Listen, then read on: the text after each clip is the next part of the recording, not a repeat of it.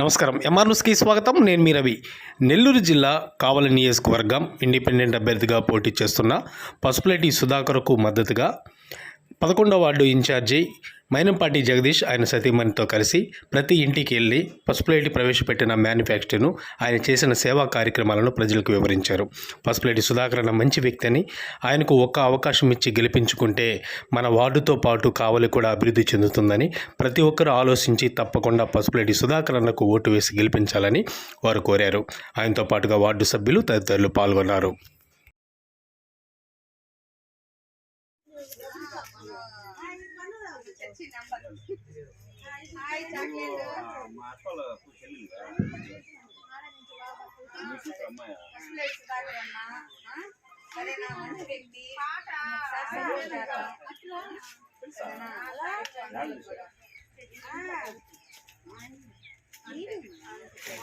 చదివించుకో, ఒకసారి మనం అవకాశం ఇవ్వాలా, ఛాన్స్ ఇవ్వాలా, చేయాల్సిన కార్యక్రమం అందరికి చేసేసాము.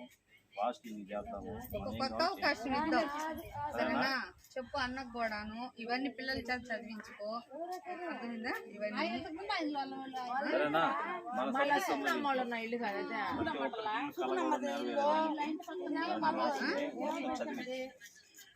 మనం ఏం కావాలో మనం చేయించుకోవచ్చు.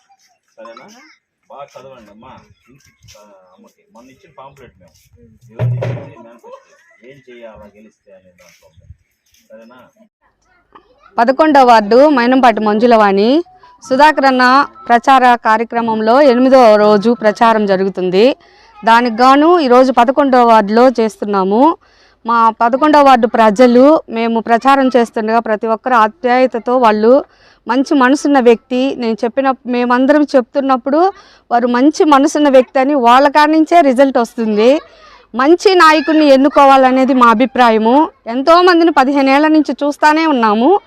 కానీ ఒక మంచి వ్యక్తి, ఒక కొత్త నాయకత్వం మనకు కావాలి.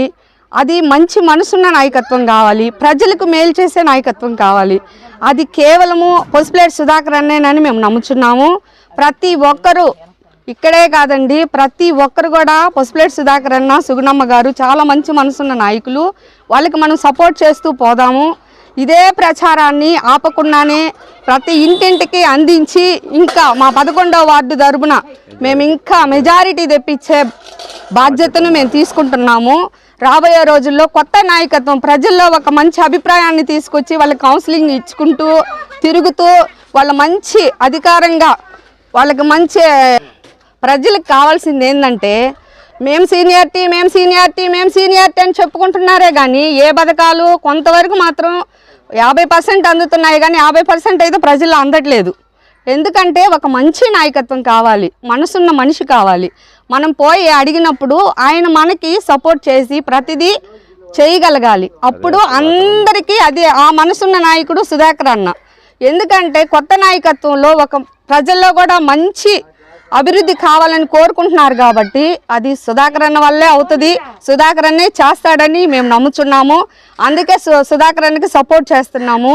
మీరు ప్రజలందరూ కూడా మంచి ఆలోచన అయితే ఇస్తున్నారు. తప్పకుండా సుధాకర్ అన్న గెలుస్తాడు 100% నేను నమ్ముచున్నాను. మీడియా ధన్యవాదాలు.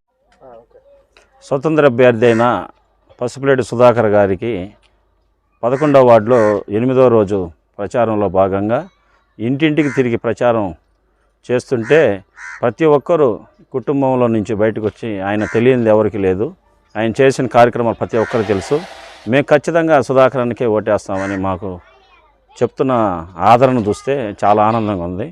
ఖచ్చితంగా ఈ వార్డు తరపునైతే పసుపులేటి సుధాకర్ గారికి మెజారిటీ తెప్పించేదానికి మేము బాధ్యతగా మా కుటుంబం తీసుకుంది. ఖచ్చితంగా సుధాకర్ అన్నకు ఖచ్చితంగా ఓటేయడానికి ప్రజలు సిద్ధంగా ఉన్నారు. ఆ ఓట్ బ్యాంకును మేము గ్యాదర్ చేసుకొని సుధాకరానికి ఓటు వేయించేదానికి మేమందరం సిద్ధంగా ఉండి సుధాకరానికి మా వార్డు తరఫున మెజారిటీ చూపించేదానికి ఆయన చేసిన కార్యక్రమాలన్నీ తెలియపరుస్తూ ఇంటింటి తిరిగి ప్రచారంలో చాలా గొప్పగా జరుగుతుంది. అదేవిధంగా ఓటు బ్యాంకు కూడా చేసుకునేదానికి మేము సిద్ధంగా ఉండి ఖచ్చితంగా ఓట్లు వేసేదానికి ప్రజలు కూడా సిద్ధంగా ఉన్నారు. అది మాత్రం మా వార్డు తరఫున మెజారిటీ చూపించేదానికి మేము కూడా బాధ్యత తీసుకున్నాము. ఖచ్చితంగా సుధాకర్ అన్నకే ఓటేస్తామని 11వ వార్డు ప్రజలు కూడా తెలియపరుస్తున్నారు.